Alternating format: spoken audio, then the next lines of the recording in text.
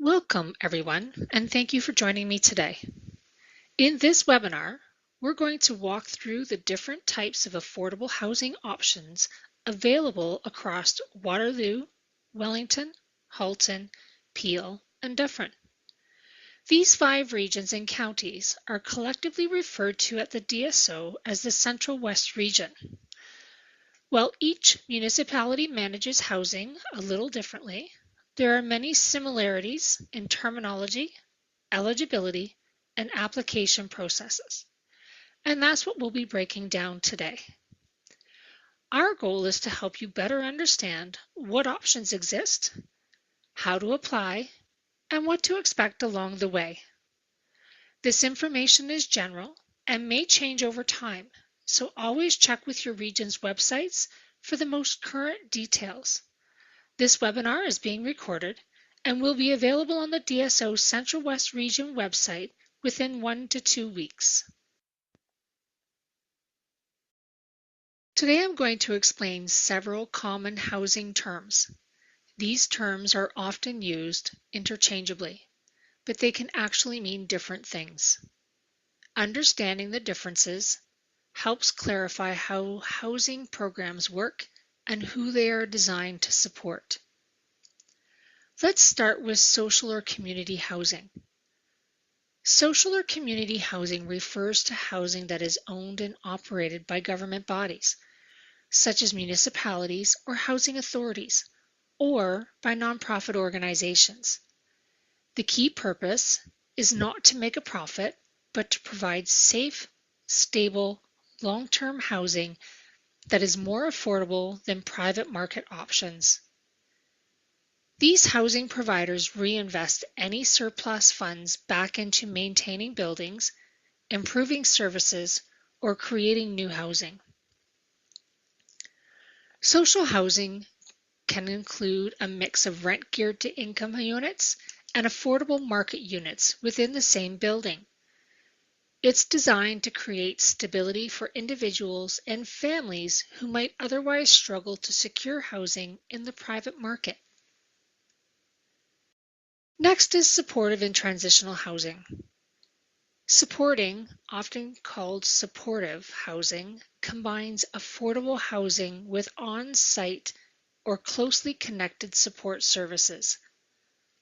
This model recognizes that some individuals need more than just a roof over their head to remain housed successfully.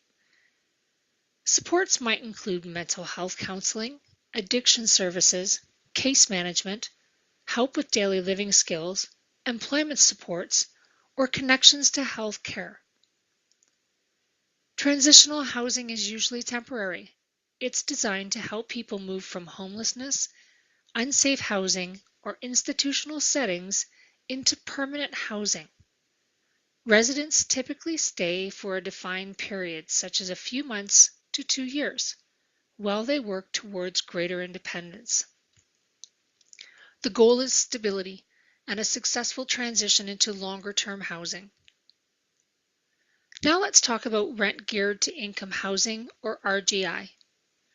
RGI housing is based directly on an household's income. In most cases, tenants pay about 30% of their gross or pre-tax household income toward rent. For example, if a household earns $2,000 per month before taxes, their rent would be about $600 a month. The advantage of RGI housing is that it adjusts to a person's financial situation. If income decreases due to job loss or reduced work hours, rent can also decrease. If income increases, rent increases gradually as well. This model ensures that housing remains affordable relative to what a household can realistically pay. Now let's clarify affordable rent that is not rent geared to income. Affordable rental units are priced below full market rent, but they are not tied to an individual's income. Instead, they are typically set at a percentage of the average market rent, often between 80 and 100% of that average in the area. For example, if the average market rent for a one-bedroom apartment is $1,500, an affordable unit might be priced at $1,200. That rent stays fixed regardless of the tenant's income. This model helps moderate income households who may earn too much to qualify for RGI housing but still struggle with high market rents. Next is subsidized housing. Subsidized housing is a broader term that refers to any housing arrangement where a government program helps cover part of the rent. The subsidy may be attached to the unit, meaning the unit is permanently designed as subsidized, or it may be attached to a tenant in the form of a housing benefit or rent supplement that can sometimes move with them. In these cases, the tenant pays a reduced portion of the rent, and the government pays the remaining amount directly to the housing provider. Subsidies are meant to bridge the gap between what a household can afford and what the housing actually costs. Finally, we have market rent. Market rent is the rent set by private landlords based on supply and demand in the housing market. It is not restricted by income limits and does not include government assistance. Prices fluctuate depending on vacancy rates, location, demand, and economic conditions. When demand is high and supply is limited, market rent tends to rise. When there is more supply than demand, rents may stabilize or decrease. Market rent housing is the standard private rental system most people are familiar with. So to summarize, social and community housing focuses on long-term, non-profit affordability. Supportive and transitional housing combines housing with services.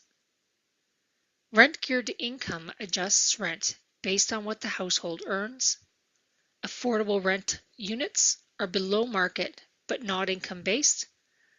Subsidized housing involves government assistance to lower tenant costs, and market rent is determined purely by the private market.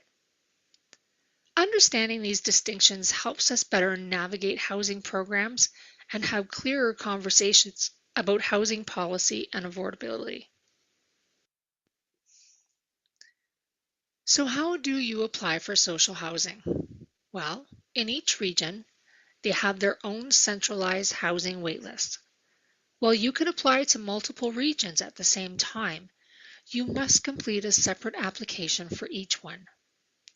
These centralized applications often include a mix of rent geared to income units, affordable housing units, sometimes below average market rent programs, and some regions also provide access to subsidies.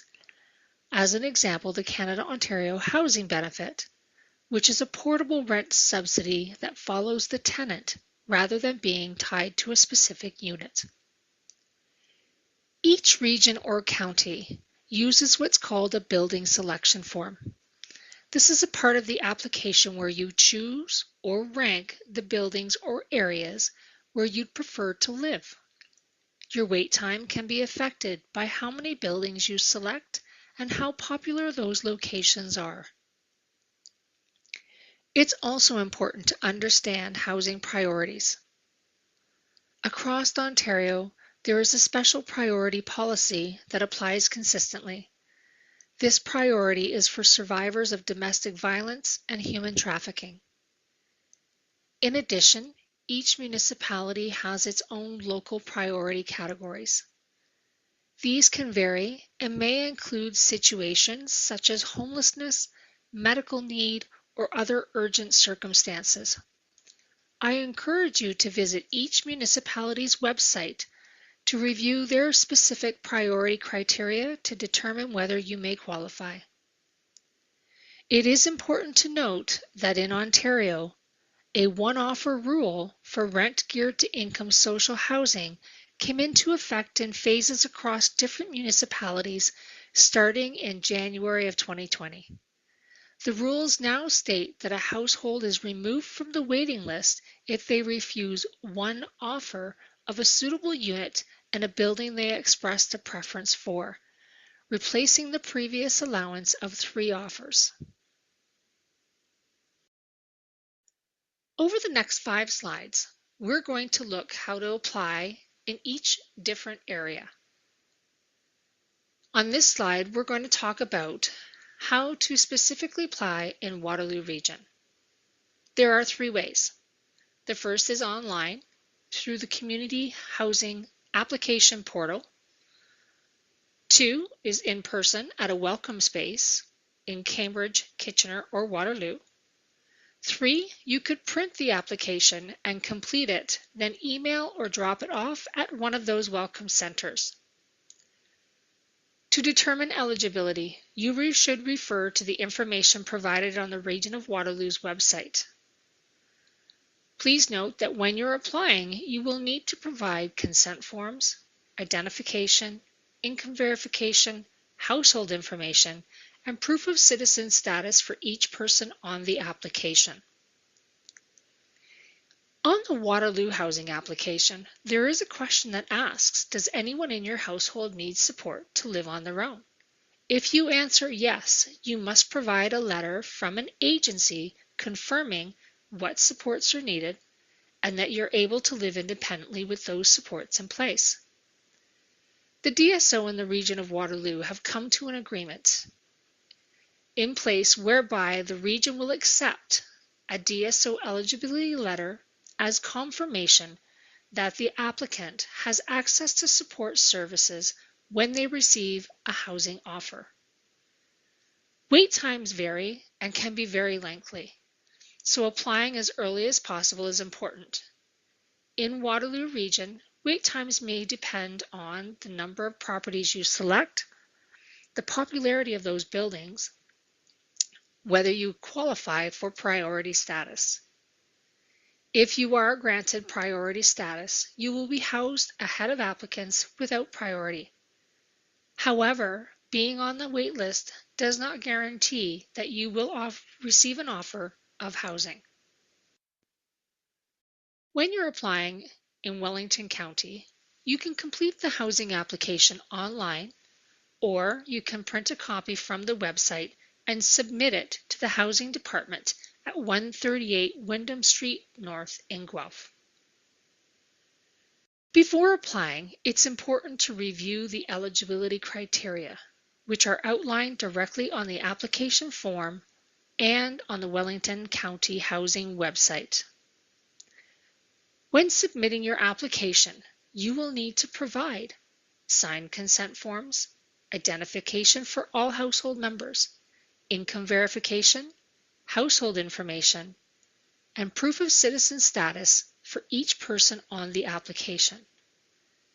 As with other regions, wait times can vary and can be long, so applying as early as possible is strongly recommended.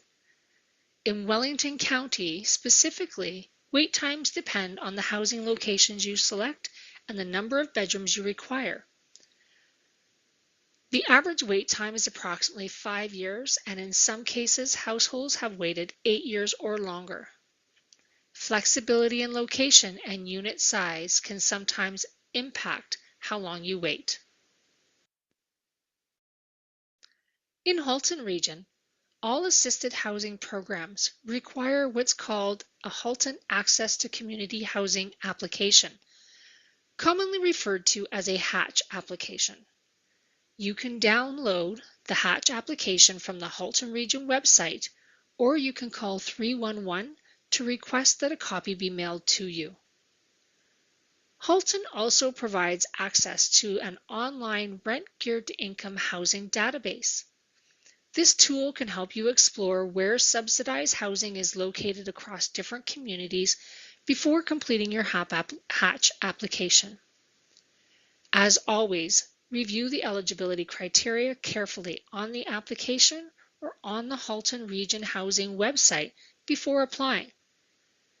When applying, you will need consent forms, identification, income verification, household details, and proof of citizenship status for each person on the application. Halton does not provide specific average wait times, as they can vary widely. However, they emphasize that flexibility is key. The more communities and properties you select, the shorter your wait time may be. Selecting only one specific building or area may significantly increase how long you wait. Here is how you apply in Dufferin County. First, you will need to print and complete an application form from the Dufferin County website. The completed application must be submitted to the Housing Access Dufferin, also known as HAD, located at 30 Center Street in Orangeville. If you require the application in an alternate or accessible format, you can call Dufferin Housing and they will work with you to meet your accessibility needs. Before applying, review the eligibility requirements listed on the application and the Dufferin County Housing website. When submitting your application, you will need signed consent, identification, income verification, household information, and proof of citizen status for each person on the application. As with other regions, wait times can vary and can be long, so applying early is important. In Dufferin, wait times depend on the housing locations you choose and the number of bedrooms you require. Being flexible with your building selections may influence how quickly you receive an offer. And last, we have applying in Peel. This is slightly different from the other municipalities. First, you will need to visit the Peel Housing website and complete an online screening tool during business hours, Monday to Friday, 8:30 to 4:30. This screening tool helps staff determine your eligibility and identify the type of housing support that best fits your needs. Before beginning the screening tool, you will be asked to review the eligibility criteria. Once you submit the screening request, staff will review your information. This review process can take up to 8 weeks. If you are unable to complete the screening tool online due to unique circumstances, you can call 905-453-1300 and a staff member will follow up with you. As part of their application process, you will also be asked to provide identification, income verification, household information, and proof of citizen status for each person on the application. And as in other regions, wait times can vary and can be very lengthy, so it's important to apply as early as possible. If you're wondering where to get help, these are some key resources in each region that can help with applications, gathering documents, and navigating the housing system. Many communities offer housing stability workers or housing help centers to guide applicants through the process. In Halton Region, you can call 311 for housing assistance. In Waterloo Region, there are 3 welcome spaces located in Cambridge, Kitchener, and Waterloo. Wellington County has a housing support center along with satellite locations in smaller communities to assist with social service applications.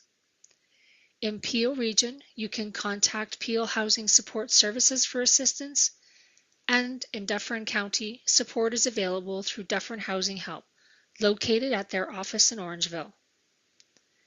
If you are feeling overwhelmed by the process, reaching out to one of these support services can make a significant difference. Supportive housing is available in each region, but it varies widely. Most supportive housing is run by nonprofit organizations and is accessed either through the regional waitlist or through direct application. Many programs are designed for people with mental health needs, youth, or individuals exiting homelessness. While people with developmental disabilities may intersect with all of these populations, these programs are not the same as developmental services funded group homes or supported living models. Here are just a few examples of supportive housing providers across Central West Region. This is not an exhaustive list, but it gives you a sense of what does exist. Availability changes frequently, and most vacancies are filled through the regional centralized waitlists that we just discussed. In Waterloo Region, there are supportive housing options offered through local providers. In Halton, Bethany House, which is operated by Able Living, provides supportive housing services. In Guelph, Wyndham House offers housing and supports for youth. Indwell operates supportive and affordable housing in both Peel and Waterloo regions. And some organizations, like SHIP, Services and Housing in the province, offer support across multiple regions, including Dufferin, Peel, and Waterloo. Because supportive housing combines housing with services, eligibility criteria and referral pathways may vary, so it's important to explore each provider's requirements. Beyond social and supportive housing, there are alternative housing models that families often explore. Cooperative housing, or co-op housing, is member-run and often provides stable, community-focused living with predictable rent structures. Below average market rent programs offer reduced rents in private or nonprofit buildings.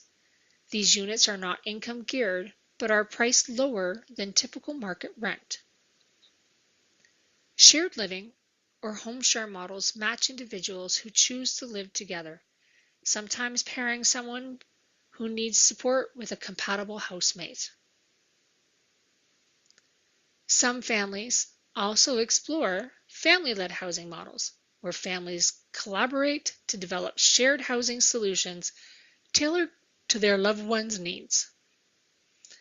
These alternatives may not replace social housing, but they can help expand your options. Now let's talk a little bit on how to apply for cooperative housing and below market rent. Cooperative housing requires a direct application to each location or cooperative. The Cooperative Federation of Canada has a search tool on their website that can help you in finding a co-op near you anywhere in Canada.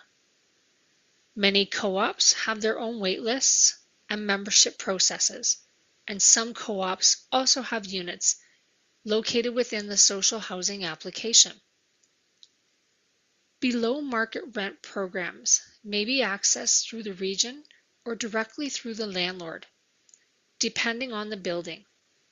In some cases, you can find below average market rentals locations on the social housing application, and in other cases, you can reach out to your region to inquire if they have a list or speak with your local housing navigator.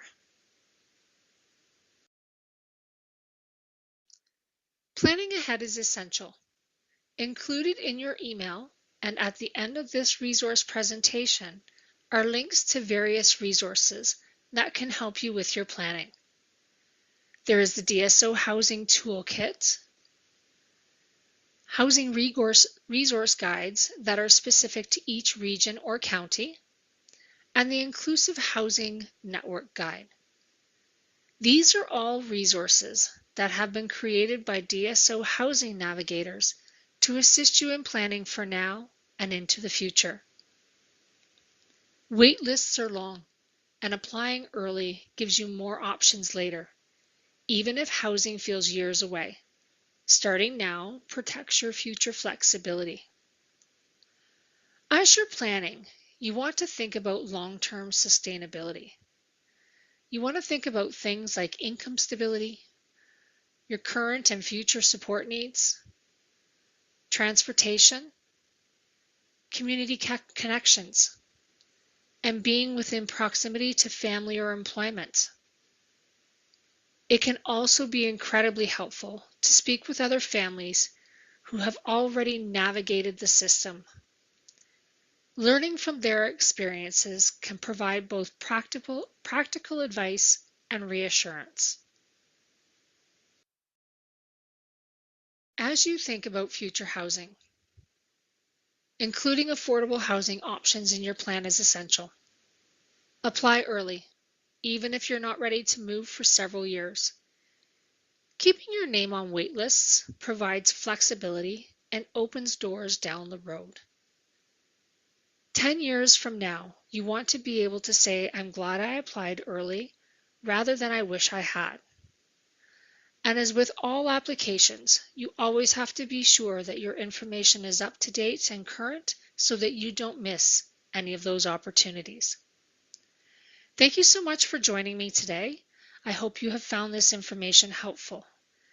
If at any point in time you'd like to book a time to meet with me and discuss your individual plan, please feel free to reach out. My contact information is located on the last slide of this presentation. Have a great day.